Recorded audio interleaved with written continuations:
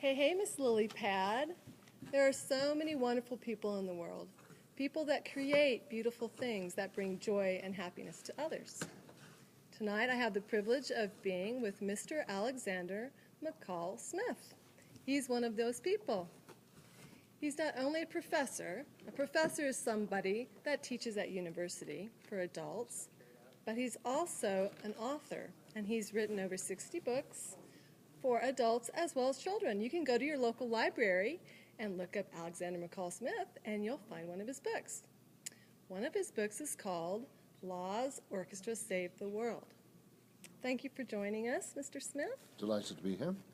Would you please explain to Lily what an orchestra is? Well, an orchestra is a group of musicians who all play together, or they should try to play together. Sometimes they get a little bit out and will play at different times, but it's a group of musicians all playing together, producing what should be a very nice sound.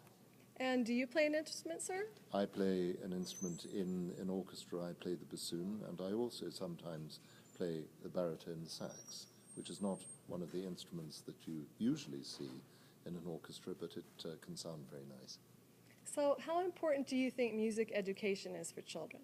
I think tremendously important, because music encourages us to develop our imagination, to develop the spiritual side of ourselves, to experience the spirituality that music brings, and music also introduces us to beauty as well.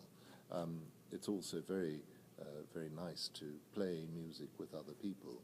One of the great pleasures of life is joining with other people and playing music together. Music brings people together. So as I've taught you before, sometimes playing music with other people is called jamming. That's what it's called in bluegrass. So Mr. Smith has lived in Botswana, which is a country in Africa, as well as Scotland, which is across the Atlantic. What kind of songs are sung to children in Africa and Botswana when they're young? I think there's a very strong tradition of singing to children in African countries, sub-Saharan African countries, where typically the mothers and grandmothers will sing to children as they do the household work, and song is written into people's lives to perhaps a greater extent than it is in many other parts of the world. So song's very, very important. People also sing while they're working. There are some songs which are called work songs, and that helps you do your work to sing these songs. We talked about that when we talked about Woody Guthrie, didn't we? Is there anything else you'd like to tell children about learning an instrument?